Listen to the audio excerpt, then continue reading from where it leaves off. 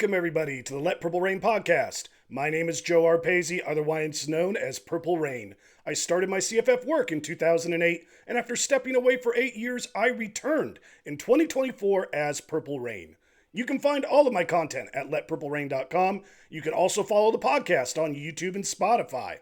I highly recommend you follow me on X. I can be found at UW_purple_rain. That is spelled REIGN.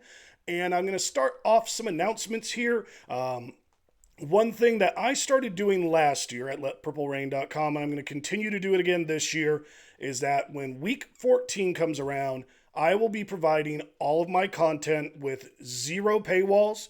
Whether you are a premium subscriber, a free subscriber, or maybe you're not a subscriber, but you do sometimes check out my page. I want each and every one of you that still has a fantasy team that is alive in week 14, that's fighting for a championship. I want to help you guys get a fantasy championship this year. So I am putting everything out there for free for you guys. This is my commitment to my awesome community. And it's something that like I said, I started it last year. I want to keep doing it every single year because you guys, without your guys' support, I can't keep doing this. So there's one small thing I can do as a thank you back to you guys. I'm going to warn you guys ahead of time. I've got a little bit of a dry throat today. So I might be, coughing a little bit, drinking water a little more frequently. But we are going to transition over to talking about the 2025 Battle for the Belt League update here. We are in the playoffs once again. The quick review is that I had myself, Eric Froton from NBC Sports and Fantasy Points, Jared Palmgren from Chasing the Natty podcast and Campus to Canton, and John McKechnie from RotoWire.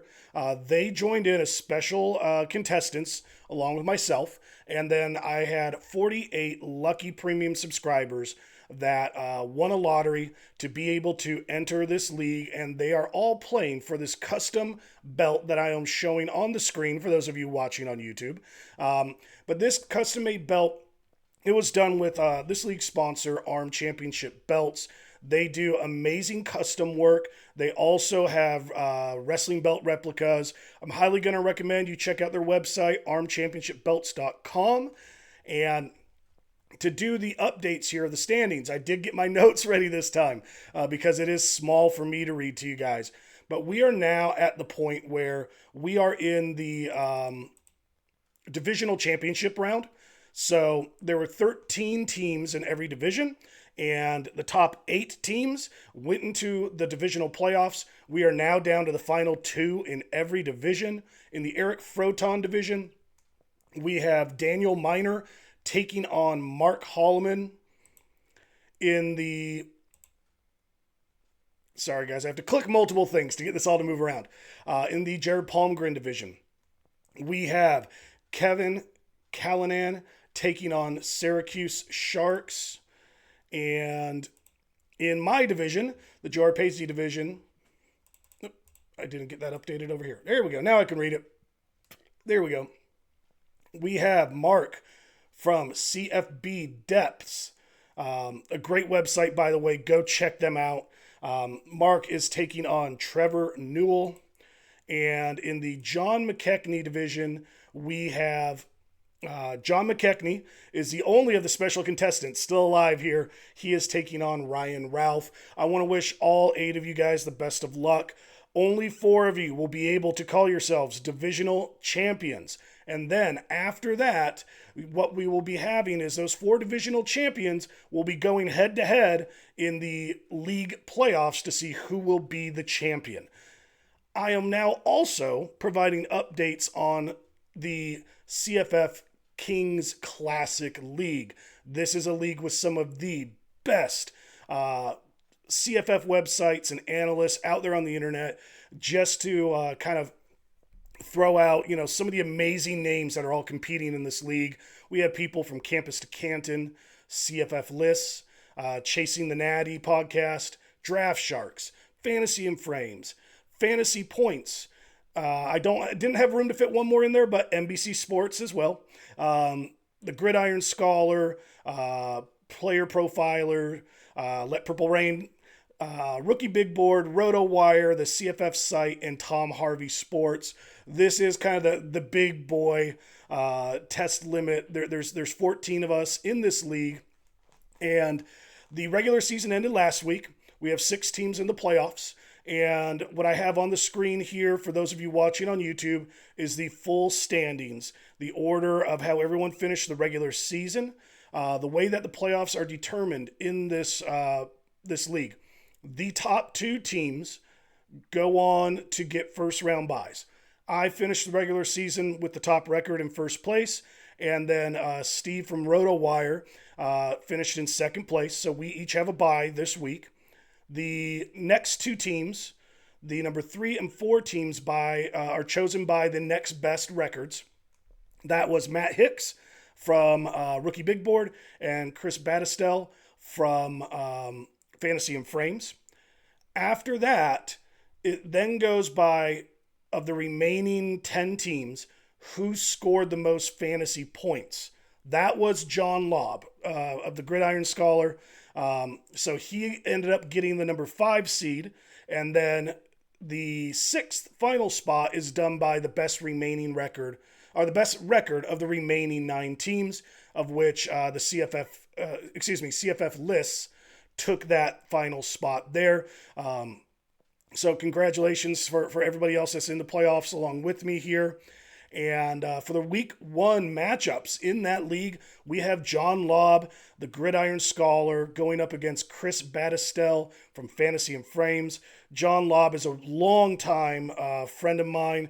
He goes all the way back to my first website that I owned and was doing CFF content on, which was College Football Geek.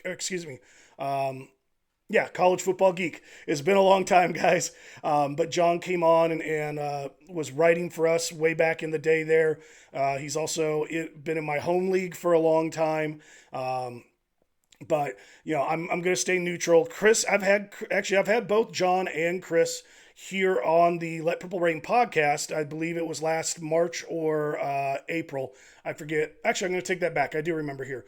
John Lobb was on in January when we were discussing the transfer portal, and Chris was on, when was that? It was, I believe, the end of February when we were doing a recap of my Burning Questions article series. So both guys have been on the show here. Wish them both luck. And then the second contest here is going to see J Mill and Willie B from CFF Lists taking on Matt Hicks from Rookie Big Board. I've had the pleasure of being on CFF Lists multiple times. Both Jeremy and Willie have been doing a great job managing their team here in this league.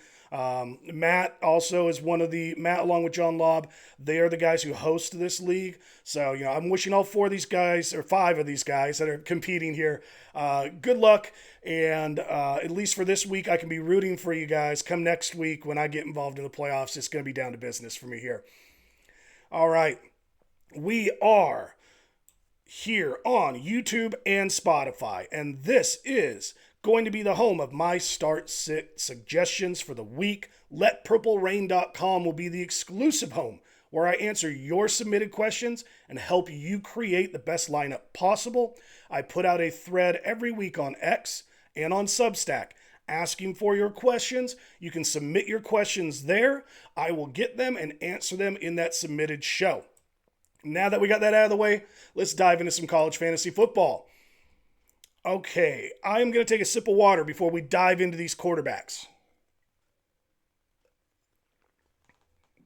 I'm going to be covering 3 quarterbacks, 3 running backs, 3 wide receivers, and 2 tight ends. I will be going through my weekly rankings for each player, what Vegas thinks the amount of points that their team will score. I also review my fantasy matchup grades. This is where I take the team stats for passing and rushing for offenses and defenses. I assign fantasy points to those stats, and then I rank them in order of the fantasy points scored or allowed, and then I compare those rankings, and my formula kicks out a grade based on how the rankings compare with one another as well as going over some advanced stats. Because we have people that can only listen that are on Spotify, I will let you know if something is a really good matchup stat, a kind of good, average, kind of bad, or really bad. For those of you watching on YouTube, if you're brand new, I like to color code things. It makes it much easier. So dark green is really good, light green is kind of good, black is average, pink or light red is kind of bad, and dark red is really bad.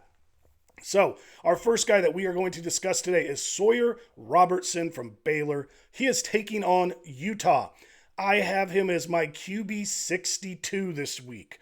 When we look at the Vegas line, Vegas is calling on Baylor to score 25.5 points.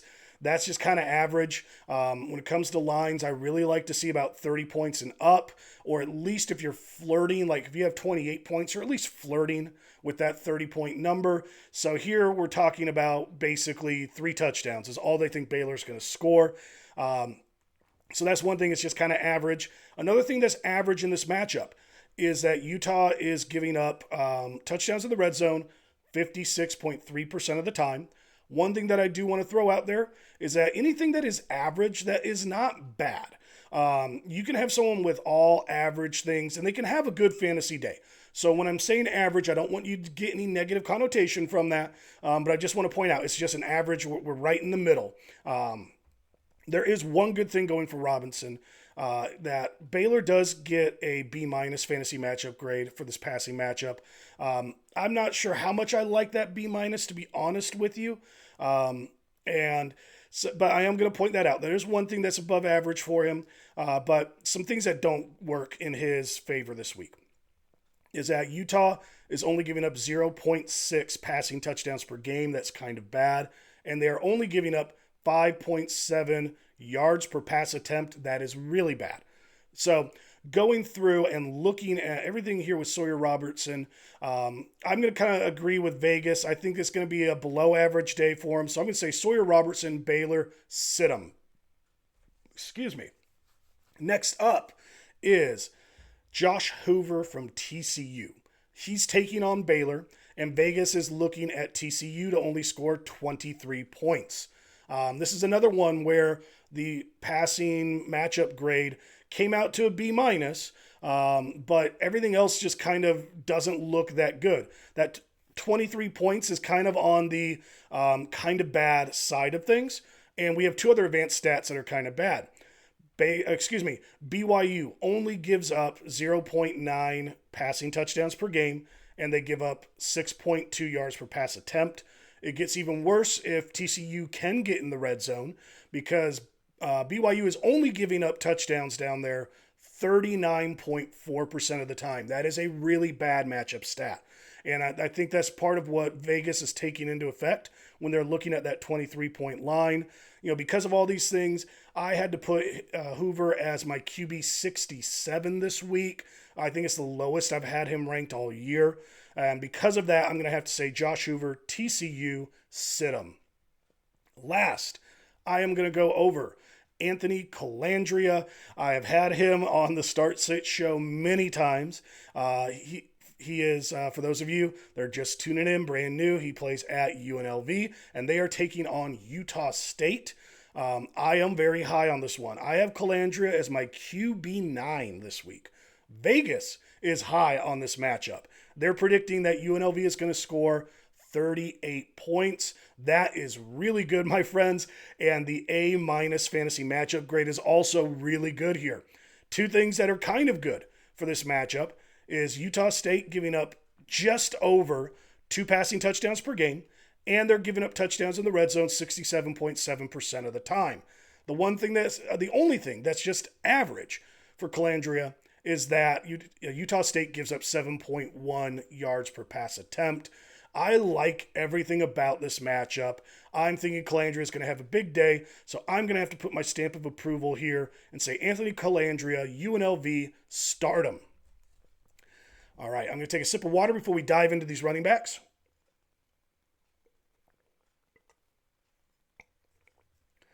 I'm going to start this off with a guy that I've been kind of shaky on. I can't deny that he's actually helped reshape how this offense does things in the red zone, but he's really inconsistent. I feel like when he first blew up, he was scoring too many touchdowns, and that those touchdowns would come down, which we've started to see. But I'm looking at Steve Chavez Soto, the freshman from San Jose State. They are taking on Nevada, and this is a matchup here where a lot of times we're looking at that San Jose State passing game. That's really where the fantasy value is in this offense. But when they're getting down to about the 15-yard line, we're seeing that they have no problem handing the ball off to Chavez Soto and letting him run it in. And I just have a gut feeling that for this week, this is going to be one of those where he should definitely get one touchdown. I think he has a chance to get two. Like maybe the passing game isn't as explosive scoring wise as we would like, and Soto kind of vultures one extra touchdown from them. But Vegas thinks that San Jose State's going to score 30 points, so that's something that's pretty good here. Two other pretty good matchup stats are that Nevada gives up 2 rushing touchdowns per game, and they give up 4 yards per carry. We also have 2 average matchup stats. The rushing fantasy matchup grade is a C+, so you're flirting with getting on the edge of good there. And the red zone touchdown conversion rate for Nevada is 53.9% of the time. So we've got some kind of good and some average things going here for Soto. I think that with this one here, like I said, that gut feeling that I think he's definitely a 1 touchdown scorer. I think he has potential for 2. That potential, along with how he's been playing lately, I pushed his ranking up to my running back 13 this week. So I'm going to say Steve Chavez Soto from San Jose State, start him. Next, I'm going to go over LJ Martin. BYU, he is taking on TCU. And we've looked at things from the TCU side. Now we're going to look at things from the rushing side from BYU here. And Vegas thinks that, BYU is going to put up 28.5 points. There's a lot of things that I see. They're kind of average. Okay.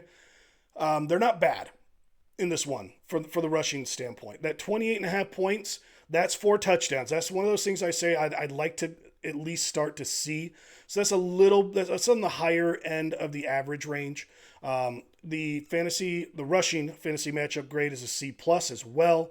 And TCU giving up 3.3 yards per attempt. Those are all kind of average things that are working in Martin's favor. Also, TCU gives up touchdowns 60.7% of the time. The couple of things that worry me about Martin here. First off, over the last 3 weeks, he has not put up a lot of fantasy points. They've had some tougher opponents. I'm going to throw that out there. But every time I do my rankings, I'm always looking at how many fantasy points, what's the average, the fantasy points per game a player has scored over the last 3 weeks. And LJ Martin's have been low. So he's kind of on a cool run here. And, obviously for him to really jump up his fantasy production, he needs to score. And I see that TCU is only giving up 0.6 rushing touchdowns per game. That is the lowest you can get while remaining kind of bad.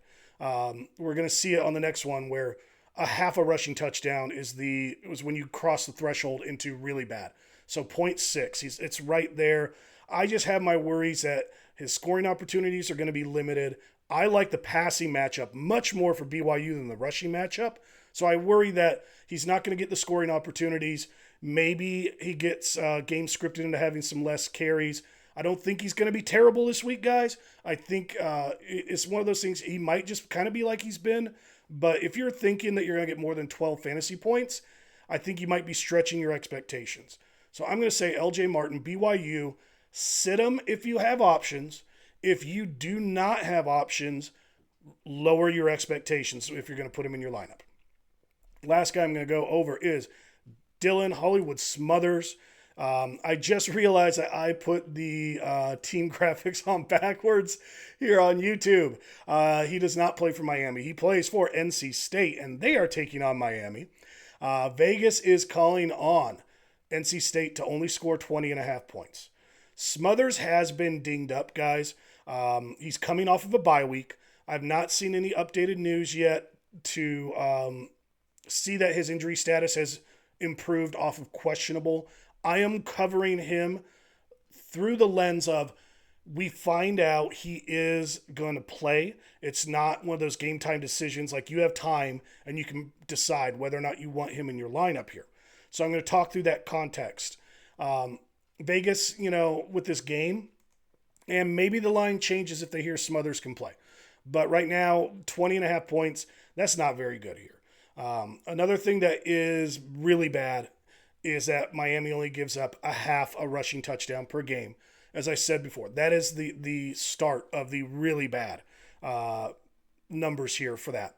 Everything else is just kind of average, but to me it's like on the lower end of average. The rushing fantasy matchup grade is a C-. The yards allowed per carry is 2.8. The one thing that isn't half bad is that Miami gives up touchdowns in the red zone 57.1% of the time. So it's actually a better red zone touchdown conversion rate than Chavez Soto is going up against. But I just have a gut feeling that this might not be the best day if he does come back and play. We don't know how big of a workload they're going to be willing to give him if he does suit up. I think you definitely just need to play caution. Even if he doesn't do great, if you have him, just watch his workload. See how that looks. Even if he has a down fantasy day, if you're seeing a good, decent workload, that will give you faith that you can start to use him later. But I think you definitely just kind of need to play it cautious this week. So I'm going to say Dylan Smothers, NC State, sit him. Take a drink of water here before we dive into wide receivers. For those of you watching on YouTube, you know where I'm going to go with this first one because there's a lot of pink on the screen. Isaiah Sategna, Oklahoma, taking on Alabama. Just because of all you guys that can see it right away on YouTube, I'm just going to say it. This is a hard sit. It might seem obvious that, hey, maybe we shouldn't play someone against the Alabama pass defense. I wanted to include him because I think some people also, they know that he dominates the targets. He's the main guy. They're going to be feeding him the ball. So like maybe someone might be thinking like, hey, maybe in my PPR league, I can get some kind of garbage points. I'm not going to get a lot of touchdowns, but hey, 6 receptions equals a touchdown. Maybe he's worth using. And I'm still going to say I'm going to recommend not doing that. In this game, Vegas thinks that Oklahoma's only going to score 19.5 points. That's kind of bad. Every other advanced stat I have here is kind of bad. The passing fantasy matchup grade is a D+. Alabama's pass defense looks pretty darn good. They only give up 0.8 passing touchdowns per game. They only give up touchdowns in the red zone 45.8% of the time, and the yards per pass attempt allowed is 6.1. This is just scary. And one of the problems that I see is I'm not sure how well Oklahoma's going to be able to move the ball and convert first downs. If you're going to be trying to play Sategna, hoping that he gets those receptions and you're going to try and cheese the fantasy score that way if you're in a full PPR, you'd be rolling the dice. And that's the one thing that I don't want to put you in a situation. I'd rather you put in someone that has a safer floor.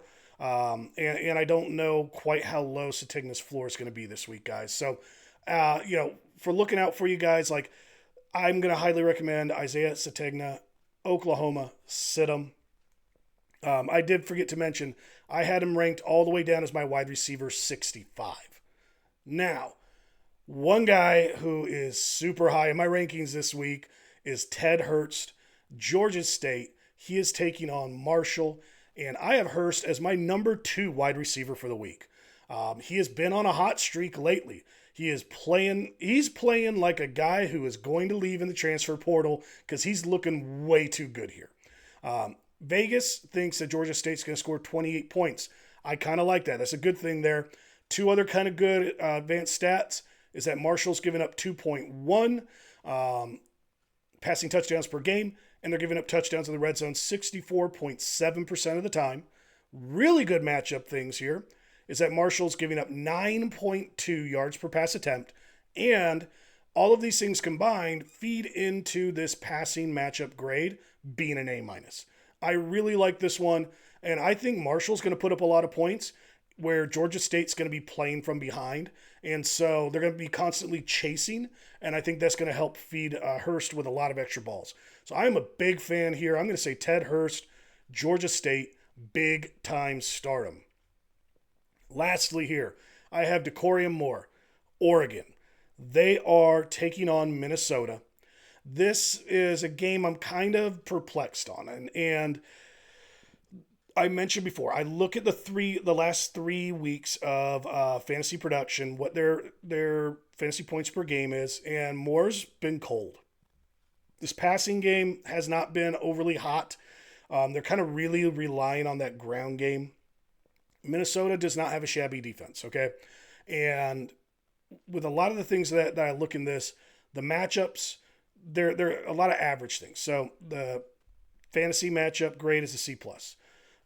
Minnesota's giving up 1.2 rushing touchdowns per game, giving up touchdowns in the red zone 55.2% of the time. There are a couple of things that are good in this one. Vegas thinks that Oregon's going to score 34 points, and Minnesota gives up 7.3 yards per pass attempt. My big worry with Moore is just, he doesn't get a ton of targets, so he's on a limited workload. We haven't seen him score a touchdown, and I don't know when. It's been way too long. And you're going up against a defense who they're better than average. So this is one of those things where, once again, you're trying to think about putting people in your lineup that give you the best chance to advance in the playoffs here. Decorium Moore, I think, will have a low floor, but I also think he has a very limited ceiling. Because of that, I put him at my wide receiver 74. Obviously, these matchup, the advanced stats here, in the matchup grade, they're far better than I said with Sategna. But with Sategna, I could see a game playing out in the way that he fits in that offense, where he's going to probably get a minimum double the targets that Decorium Moore gets. And if you're in a full PPR, you're going to be able to get more points out of him than I think you're going to be able to get out of Moore. So that's one reason why I had Moore ranked lower. So I'm going to say, add a caution, and because there are so many guys you could pick up right now for free in your leagues that can give you a better 1 week matchup. I would say Decorium Moore, Oregon, sit him, go find someone who's a better matchup. All right, I'm going to take my last sip of water before we dive into the tight ends. Now I'm going to start here with Shimon Mateer, Arizona State. They are taking on West Virginia. I have him as my tight end number 4. I think tight end rankings right now, they're kind of rough, to be honest with you guys.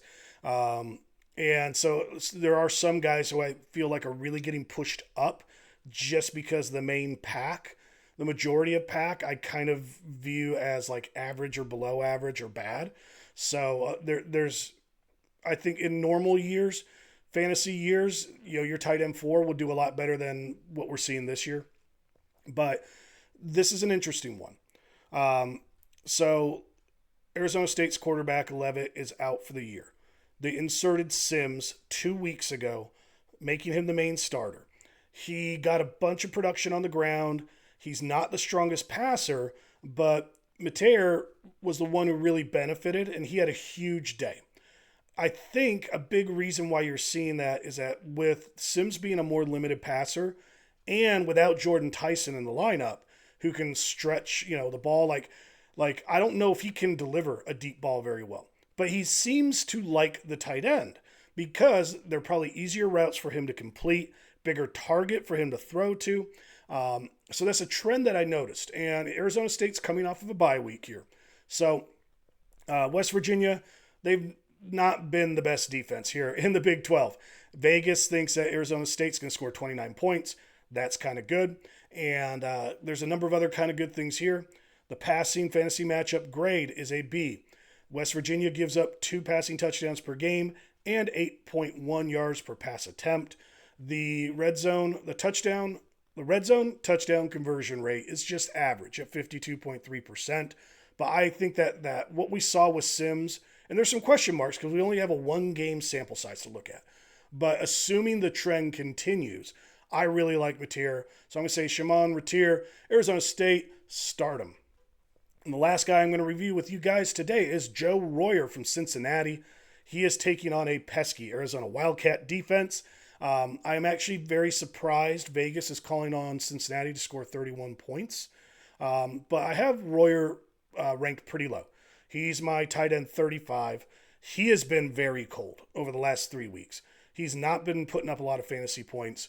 And, with this matchup, we have two average things going here. The passing matchup grade is a C, and the red zone touchdown conversion rate is 54.2%. There are kind of bad things going here. Arizona only gives up 0.8 passing touchdowns per game, and they give up a pesky 5.4 yards per pass attempt. That is a really bad matchup stat.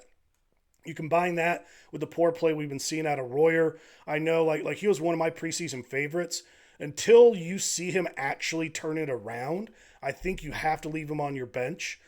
So even if you put him on your bench and he does have a good game, you'd rather see that he's back on track before you put him in your lineup than you're trying to second guess yourself when everything that you've been seeing recently has been bad and this matchup is not all that enticing. So I'm going to recommend here Joe Royer, Cincinnati. Sit him out of caution and wait until you actually see him have a good game before you think of putting him in your lineup. And that here wraps up the show, guys. I want to thank all of you guys for watching. Those were my selections for the week's Start Em, Sit 'em podcast episode. As I said before, each week I post a thread on X and Substack asking for you to submit your start sit questions. If you want help with your lineup, please join in that discussion. Submit your questions to me, and that user submitted question show, that will be found over at letpurplerain.com. I have a link in the description of this podcast so you can go check it out. You've been listening to Start 'em, Sit 'em.